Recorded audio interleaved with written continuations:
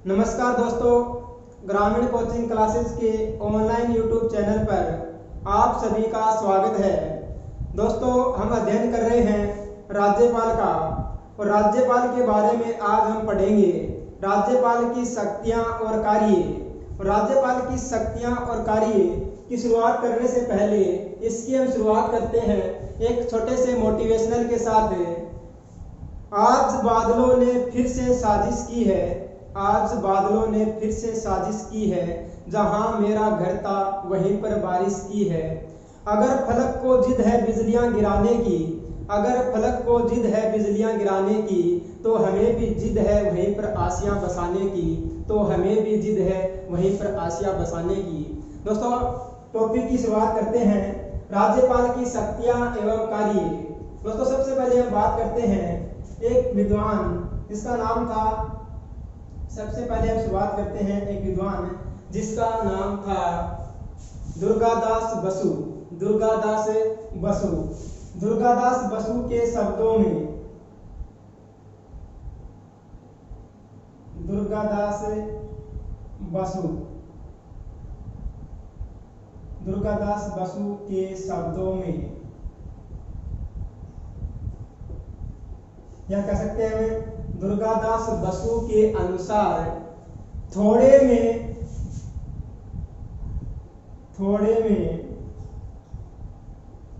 राज्यपाल की शक्तियां, थोड़े में राज्यपाल की शक्तियां राष्ट्रपति के समान हैं, राष्ट्रपति के समान हैं। दोस्तों, ध्यान देना, दुर्गादास बसु ने राज्यपाल की जो स्थिति है, राज्यपाल की जो शक्तियां हैं, उनके बारे में कहा है कि थोड़े में राज्यपाल की शक्तियां राष्ट्रपति के समान हैं, लेकिन कूटनीतिक, सैनिक व संकटकालीन शक्तियों को छोड़कर, संकटकालीन शक्तियों को छोड़कर, शक्तियों को छोड़कर। दोस्तों, दुर्गादास बसु ने जो राज्यपाल की शक्तियों के बारे में कहा है कि थोड़े में राज्यपाल की शक्तियां राष्ट्रपति के समान हैं, लेकिन कूटनीतिक, सैनिक और संकटकालीन शक्तियों को छोड़कर। दोस्तों, हम एक विद्वान की और बात करते हैं। एक विद्वान हुआ है दोस्तों MP Sharma. MP Sharma, MP Sharma ने राज्यपाल को, एमपी शर्मा ने राज्यपाल को संकटकालीन शक्तियों से रहित, संकटकालीन शक्तियों से रहित, संकटकालीन शक्तियों से रहित राष्ट्रपति कहा है, राष्ट्रपति कहा है। दोस्तों, ध्यान देना, एक बहुत ही बड़े विद्वान हुए हैं एमपी शर्मा। एमपी शर्मा ने राज्यपाल के बारे में कहा है कि राज्यपाल को संकटकालीन शक्तियों से रहित राष्ट्रपति कहा है। अगर क्वेश्चन आ जाए कि राज्यपाल को संकटकालीन शक्तियों से रहित राष्ट्रपति किसने कहा है, तो राज्यपाल को संकटकालीन शक्तियों से रहित राष्ट्रपति एमपी शर्मा ने कहा है। दोस्तों, अब हम बात करते हैं राज्यपाल की शक्तियों के बारे में। और हम बात करें राज्यपाल की शक्तियों के बारे में, तो आज हम अध्ययन करेंगे कार्यपालिका संबंधी शक्तियां। कार्यपालिका संबंधी शक्तियां।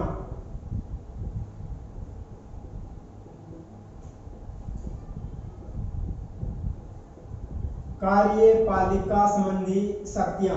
दोस्तों ध्यान देना कि राज्यपाल के पास जो कार्यपालिका संबंधी शक्तियां होती हैं वे कौन कौन सी होती हैं, आज हम इनके बारे में विस्तृत अध्ययन करेंगे।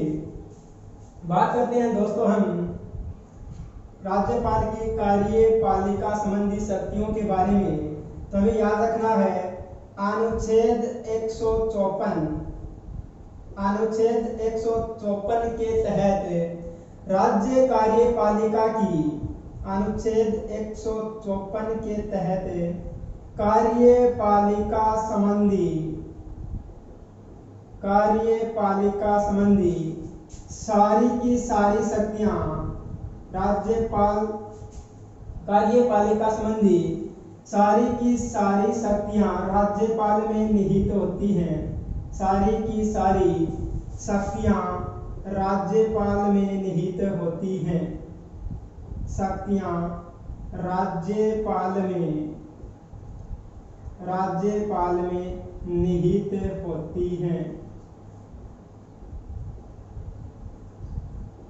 दोस्तों ध्यान देना, राज्यपाल की कार्यपालिका संबंधी शक्तियों के बारे में हम अध्ययन कर रहे हैं और पहली जो कार्यपालिका संबंधी शक्ति है उस बात कर रहे हैं अनुच्छेद 154 की।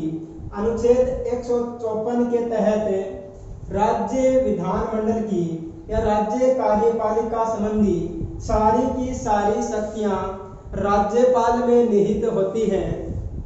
आगे बात करते हैं दोस्तों अनुच्छेद 164। अनुच्छेद 164 दोस्तों, अनुच्छेद 164 के तहत राज्यपाल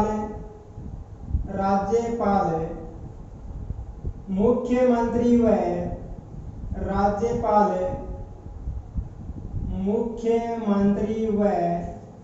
मंत्रियों की नियुक्ति करता है।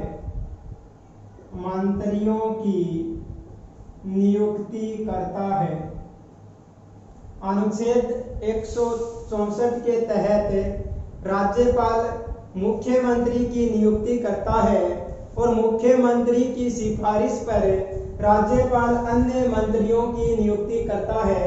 दोस्तों ध्यान देना, अनुच्छेद 164 अनुच्छेद 164 के तहत राज्यपाल मुख्यमंत्री की नियुक्ति करता है और मुख्यमंत्री की सिफारिश पर अन्य मंत्रियों की नियुक्ति करता है। दोस्तों ध्यान देना, मुख्यमंत्री और जितने भी मंत्री होते हैं ये राज्यपाल के प्रसाद पर्यंत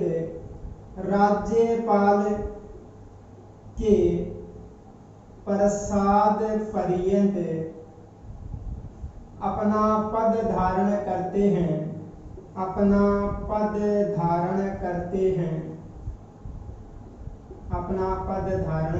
हैं। दोस्तों बहुत ही इम्पोर्टेंट टॉपिक चल रहा है राज्यपाल की शक्तियां, और राज्यपाल की शक्तियों में हम पढ़ रहे हैं कार्यपालिका संबंधी शक्तियां या कार्यकारी शक्तियां। हमने पहले अध्ययन किया है अनुच्छेद 154 और अनुच्छेद 154 के तहत कार्यपालिका संबंधी सारी की सारी शक्तियां राज्यपाल में निहित होती हैं। अनुच्छेद 164 के तहत राज्यपाल मुख्यमंत्री की नियुक्ति करता है और मुख्यमंत्री की सलाह पर अन्य मंत्रियों की नियुक्ति करता है। मुख्यमंत्री और मंत्री राज्यपाल के प्रसाद पर्यंत अपना पद धारण करते हैं। दोस्तों आगे बात करते हैं कि भारत के 4 राज्य ऐसे हैं जहां के जनजातीय कल्याण मंत्री की नियुक्ति राज्यपाल के द्वारा की जाती है। हम बात करें दोस्तों मध्य प्रदेश, छत्तीसगढ़, झारखंड और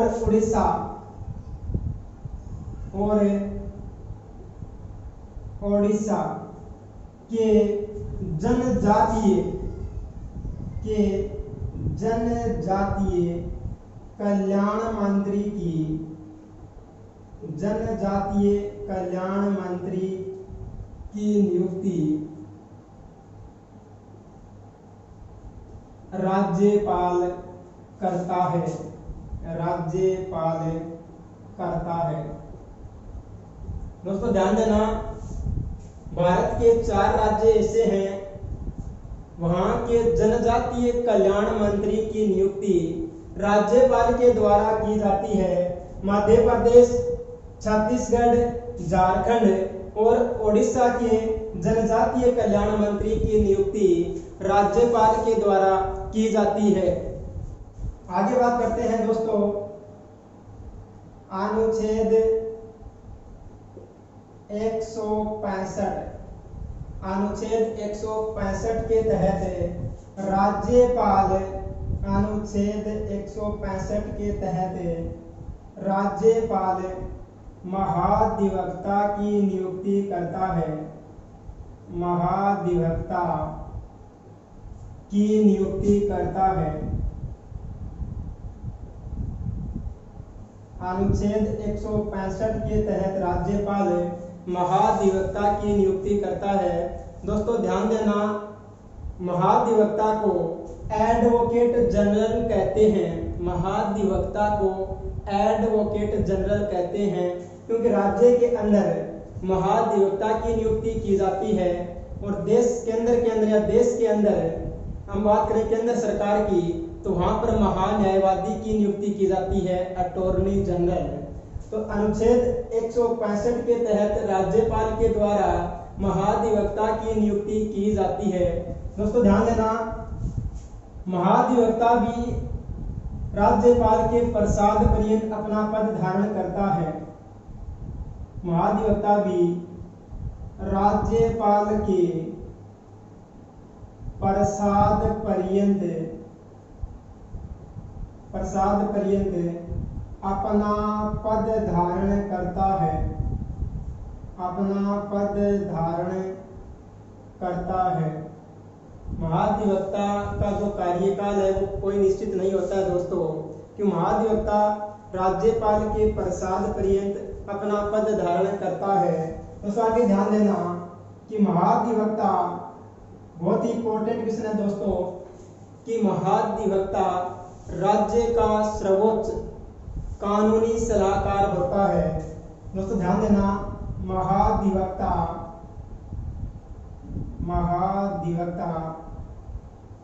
राज्य सरकार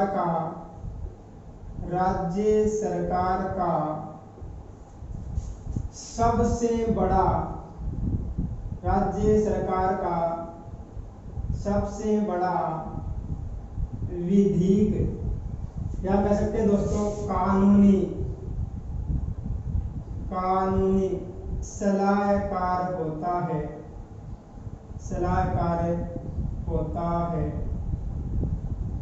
दोस्तों ध्यान देना, प्रश्न आ जाए अगर कि राज्य का प्रथम विधिक सलाहकार या राज्य का प्रथम कानूनी सलाहकार होता है, तो दोस्तों ध्यान देना, महाधिवक्ता राज्य का प्रथम विधिक या कानूनी सलाहकार होता है। अगर राज्य सरकार को किसी भी प्रकार की कानूनी सलाह लेनी होती है तो वह महाधिवक्ता से लेती है। दोस्तों फिर से ध्यान देना कि महाधिवक्ता राज्य सरकार का सबसे बड़ा विधिक या कह सकते हैं कानूनी सलाहकार होता है। अगर राज्य सरकार को किसी भी प्रकार की कानूनी सलाह लेनी होती है तो वह महाधिवक्ता से लेती है। दोस्तों हम बात करें इसके साथ ही अनुच्छेद 177 की, अनुच्छेद 177 के तहत, अनुच्छेद 177 के तहत महाधिवक्ता, अनुच्छेद 177 के तहत महाधिवक्ता राज्य विधानमंडल की, महाधिवक्ता राज्य विधानमंडल की बैठकों में, राज्य विधानमंडल की बैठकों में भाग ले सकता है,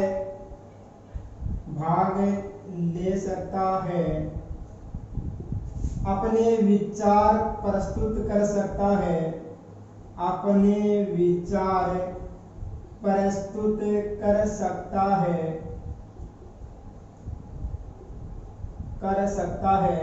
लेकिन मतदान होने की स्थिति में, किसी विषय पर मतदान होने की स्थिति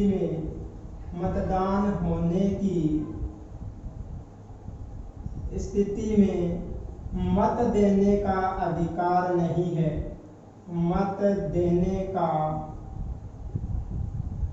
अधिकार नहीं है। दोस्तों ध्यान देना, अनुच्छेद 177 के तहत महाधिवक्ता राज्य विधानमंडल की सभी बैठकों में भाग ले सकता है, अपने विचार प्रस्तुत कर सकता है, लेकिन किसी विषय पर मतदान होने की स्थिति में महाधिवक्ता को मत देने का अधिकार नहीं है। आगे बात करते हैं दोस्तों, वर्तमान में राजस्थान के महाधिवक्ता कौन हैं? वर्तमान में राजस्थान के महाधिवक्ता कौन हैं? दोस्तों याद रखना, वर्तमान में राजस्थान के महाधिवक्ता महेंद्र सिंह सिंघवी हैं। महेंद्र सिंह सिंघवी वर्तमान में राजस्थान के जो महाधिवक्ता हैं दोस्तों, वो हैं महेंद्र सिंह सिंघवी। दोस्तों हम बात कर रहे थे अनुच्छेद 165 के तहत राज्यपाल महाधिवक्ता की नियुक्ति करता है। महाधिवक्ता का जो कार्यकाल होता है दोस्तों, वो राज्यपाल के प्रसाद पर्यंत अपना पद धारण करता है। यह राज्य सरकार का सबसे बड़ा कानूनी सलाहकार होता है। अगर राज्य सरकार को किसी भी प्रकार की कानूनी सलाह लेनी होती है तो वह महाधिवक्ता से लेती है। हमने बात की थी दोस्तों अनुच्छेद 177 के तहत महाधिवक्ता विधानमंडल की किसी भी बैठक में भाग ले सकता है, अपने विचार प्रस्तुत कर सकता है, लेकिन किसी विषय पर मतदान होने की स्थिति में उसे मत देने का अधिकार नहीं है। और वर्तमान में राजस्थान के महाधिवक्ता महेंद्र सिंह सिंघवी हैं। आगे बात करते हैं दोस्तों, अनुच्छेद 166 के तहत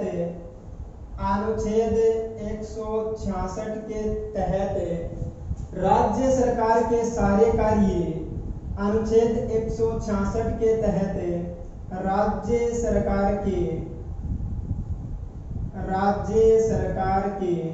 सभी कार्य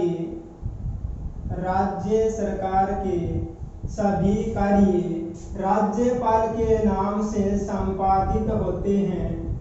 अनुच्छेद 166 के तहत राज्य सरकार के सभी कार्य राज्यपाल के नाम से संपादित होते हैं।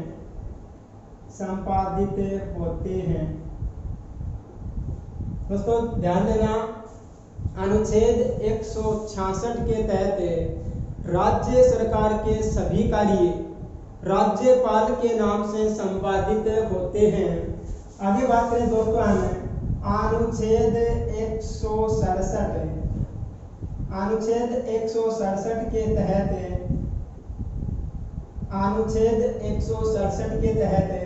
राज्यपाल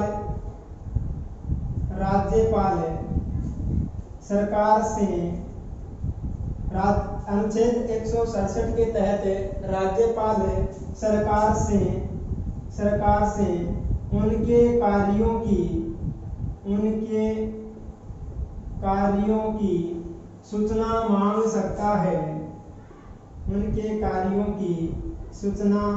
मांग सकता है। दोस्तों ध्यान देना, अनुच्छेद 166 के तहत राज्य सरकार के सारे कार्य राज्यपाल के नाम से किए जाते हैं या राज्यपाल के नाम से संपादित किए जाते हैं। और अनुच्छेद 167 के तहत राज्यपाल राज्य सरकार से उनके कार्यों की सूचना मांग सकता है। आगे बात करें दोस्तों अनुच्छेद 243 के अनुच्छेद 243 के, या हम लिख सकते हैं अनुच्छेद 243 के और टैग। अनुच्छेद 243 के कह सकते हैं, अनुच्छेद 243 टैग। अनुच्छेद 243 के तहत राज्यपाल, राज्य निर्वाचन आयुक्त, राज्य निर्वाचन आयुक्त, राज्य निर्वाचन आयुक्त के अध्यक्ष की नियुक्ति करता है, के अध्यक्ष की नियुक्ति करता है, नियुक्ति करता है। दोस्तों ध्यान देना, अनुच्छेद 243 के तहत राज्यपाल राज्य निर्वाचन आयुक्त के अध्यक्ष की नियुक्ति करता है। तो दोस्तों ध्यान देना, राज्य निर्वाचन आयुक्त का जो अध्यक्ष होता है, इस अध्यक्ष को हम उसी तरह हटा सकते हैं जिस तरह हम उच्च न्यायालय के न्यायाधीश को हटाते हैं। इसको जो हटाने की जो प्रक्रिया है, राज्य निर्वाचन आयुक्त के अध्यक्ष को जो हटाने की प्रक्रिया है दोस्तों, वो उच्च न्यायालय के न्यायाधीश को हटाने की जो प्रक्रिया है, वही प्रक्रिया किसकी है? राज्य निर्वाचन आयुक्त के अध्यक्ष की। दोस्तों बात करते हैं कि राजस्थान के प्रथम निर्वाचन आयुक्त कौन थे? राजस्थान के प्रथम निर्वाचन आयुक्त के अध्यक्ष कौन थे? राजस्थान के प्रथम निर्वाचन आयुक्त के अध्यक्ष कौन थे? दोस्तों ध्यान देना, अमर सिंह राठौड़, अमर सिंह राठौड़ राजस्थान के प्रथम निर्वाचन आयुक्त थे। अमर सिंह राठौड़ राजस्थान के प्रथम निर्वाचन आयुक्त थे। तो दोस्तों बात करें वर्तमान की, कि वर्तमान में राजस्थान के निर्वाचन आयुक्त कौन है? वर्तमान में राजस्थान के निर्वाचन आयुक्त कौन है? दोस्तों ध्यान देना, प्रेम सिंह मेहरा, प्रेम सिंह मेहरा वर्तमान में राजस्थान के निर्वाचन आयुक्त हैं। प्रेम सिंह मेहरा वर्तमान में राजस्थान के निर्वाचन आयुक्त हैं। दोस्तों अब आगे बात करते हैं अनुच्छेद 243 आई। अनुच्छेद 243 आई हम कह सकते हैं अनुच्छेद 243 झ, अनुच्छेद 243 आई या अनुच्छेद 243 झ के तहत राज्यपाल राज्य वित्त आयोग, राज्य वित्त आयोग के अध्यक्ष की नियुक्ति करता है। राज्य वित्त आयोग के अध्यक्ष की नियुक्ति करता है, अध्यक्ष की नियुक्ति करता है। अनुच्छेद 243 आई या झ के अनुसार राज्यपाल राज्य वित्त आयोग के अध्यक्ष की नियुक्ति करता है। दोस्तों बात करें राजस्थान के प्रथम वित्त आयोग के अध्यक्ष कौन थे? राजस्थान के प्रथम वित्त आयोग के अध्यक्ष कौन थे? दोस्तों ध्यान देना, के गोयल राजस्थान के प्रथम वित्त आयोग के अध्यक्ष थे। दोस्तों बात करते हैं कि आज तक राजस्थान में 5 वित्त आयोगों का गठन किया गया है। वो जो 5वां वित्त आयोग था, उसका जो कार्यकाल था दोस्तों, वो 31 मार्च 2020 को क्या हो गया था? समाप्त। अब जो राजस्थान में वित्त आयोग का गठन होगा, वो 6ठे वित्त आयोग का गठन किया जाएगा। तो दोस्तों 5वें वित्त आयोग के अध्यक्ष, 5वें वित्त आयोग के अध्यक्ष, वित्त आयोग के अध्यक्ष ज्योति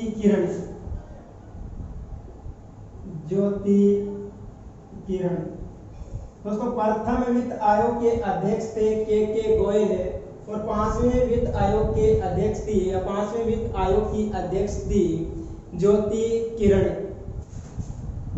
आगे बात करते हैं दोस्तों अनुच्छेद 316। अनुच्छेद 316 के तहत राज्यपाल, अनुच्छेद 316 के तहत राज्यपाल राज्य लोक सेवा आयोग के, राज्य लोक सेवा आयोग, राज्य लोक सेवा आयोग के अध्यक्ष व सदस्यों की नियुक्ति करता है। आयोग के अध्यक्ष व सदस्यों की नियुक्ति करता है। दोस्तों ध्यान देना, अनुच्छेद 316 के तहत राज्यपाल राज्य लोक सेवा आयोग के अध्यक्ष व सदस्यों की नियुक्ति करता है। लेकिन दोस्तों ध्यान देना साथ में कि नियुक्ति तो करता है राज्यपाल, राज्य लोक सेवा आयोग के अध्यक्ष और सदस्यों की नियुक्ति तो कौन करता है दोस्तों? राज्यपाल। लेकिन इनको जो हटाने का अधिकार है, इनको हटाने का जो अधिकार है दोस्तों वो है राष्ट्रपति के पास। राज्यपाल इनको हटा नहीं सकता, राज्यपाल इनकी सिर्फ क्या करता है? नियुक्ति करता है। लेकिन इनको जो हटाने की जो शक्ति है, इनको जो हटाने का अधिकार है दोस्तों वो राष्ट्रपति के पास है। राज्य लोक सेवा आयोग के अध्यक्ष और सदस्यों को हटाने का अधिकार किसके पास है? राष्ट्रपति के पास है। और इनकी नियुक्ति कौन करता है? राज्यपाल। दोस्तों आगे ध्यान देना, राज्यपाल राज्य विश्वविद्यालयों का, राज्यपाल राज्य विश्वविद्यालयों का, राज्यपाल राज्य विश्वविद्यालयों का कुलाधिपति होता है, कुलाधिपति होता है। राज्यपाल सभी राज्य विश्वविद्यालयों का कुलाधिपति होता है। दोस्तों आगे ध्यान देना कि राज्यपाल केंद्रीय विश्वविद्यालयों के कुलपतियों को छोड़कर, राज्यपाल केंद्रीय विश्वविद्यालयों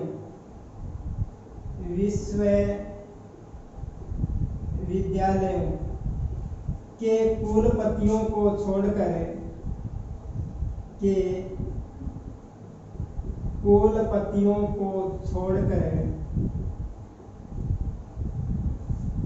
सभी राज्य विश्वविद्यालयों के कुलपतियों की नियुक्ति करता है। दोस्तों ध्यान देना और समझने की कोशिश करना कि राज्यपाल राज्य विश्वविद्यालयों का क्या होता है? कुलाधिपति होता है। लेकिन दोस्तों ध्यान देना जो केंद्रीय विश्वविद्यालय हैं, राज्य के अंदर जो केंद्रीय विश्वविद्यालय होते हैं उनके कुलपतियों को छोड़कर, यहाँ पर कुलपति नाम लिखा है, यहाँ पर है कुलाधिपति, मतलब है उप कुलाधिपति। कुलपतियों को छोड़कर सभी राज्य विश्वविद्यालयों के, सभी राज्य विश्वविद्यालयों के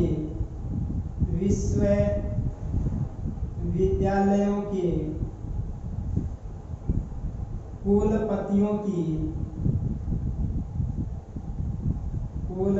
की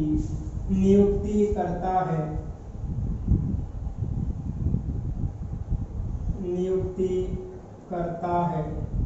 दोस्तों ध्यान देना, राज्य के अंदर जितने भी विश्वविद्यालय होते हैं, राज्य के अंदर जितने भी विश्वविद्यालय होते हैं उनके कुलपतियों की नियुक्ति राज्यपाल के द्वारा की जाती है। और राज्यपाल स्वयं राज्य विश्वविद्यालयों का कुलाधिपति होता है। किनको छोड़कर? केंद्रीय विश्वविद्यालयों के कुलपतियों को छोड़कर, केंद्रीय विश्वविद्यालय विश्वविद्यालयों के कुलपतियों को छोड़कर राज्य के अंदर सभी विश्वविद्यालयों के कुलपतियों की नियुक्ति राज्यपाल के द्वारा की जाती है। दोस्तों आगे बात करते हैं कि राज्य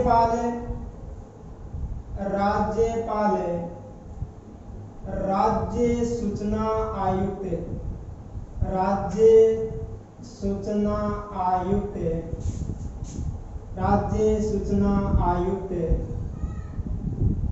और राज्य सूचना आयुक्त और लोकायुक्त की नियुक्ति करता है। लोकायुक्त की नियुक्ति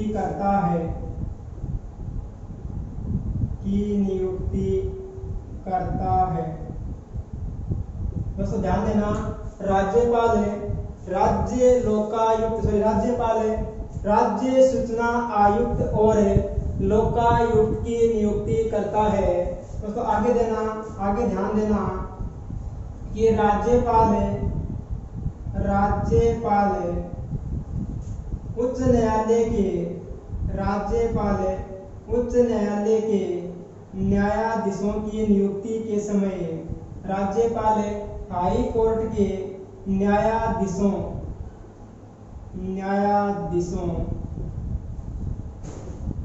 की नियुक्ति के समय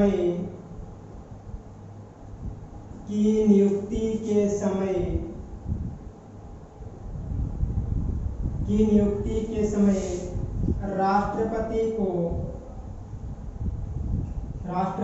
को सलाह देता है। दोस्तों ध्यान देना, उच्च न्यायालय के जो मुख्य न्यायाधीश होते हैं उनकी नियुक्ति के समय राज्यपाल राष्ट्रपति के साथ विचार विमर्श करता है, अर्थात राष्ट्रपति को सलाह देता है। दोस्तों आगे बात करते हैं अनुच्छेद 356 की। अनुच्छेद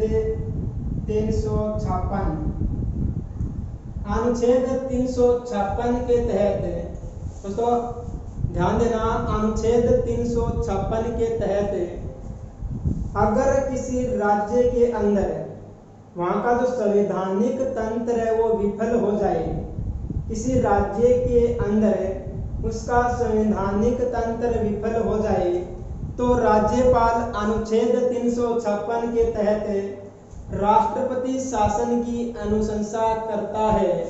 अगर किसी राज्य का संवैधानिक तंत्र विफल हो जाए,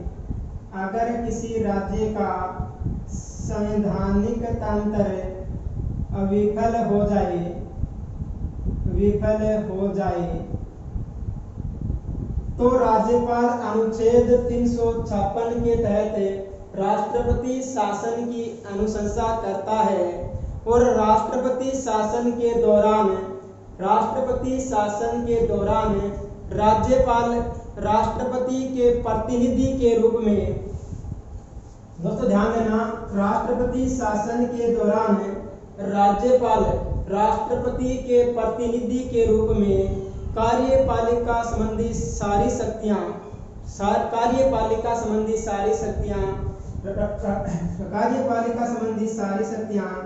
राज्यपाल में निहित हो जाती हैं। इन शक्तियों का प्रयोग किनके द्वारा किया जाता है? राज्यपाल के द्वारा किया जाता है। दोस्तों आज हमने अध्ययन किया है कि राज्यपाल की शक्तियों के बारे में, और राज्यपाल की शक्तियों में हमने एकमात्र शक्ति पढ़ी है कार्यपालिका संबंधी शक्ति। दोस्तों आगे अध्ययन करेंगे अगले वीडियो में। अगर वीडियो पसंद आए तो इसे शेयर, सब्सक्राइब और लाइक करना ना भूलें। धन्यवाद दोस्तों।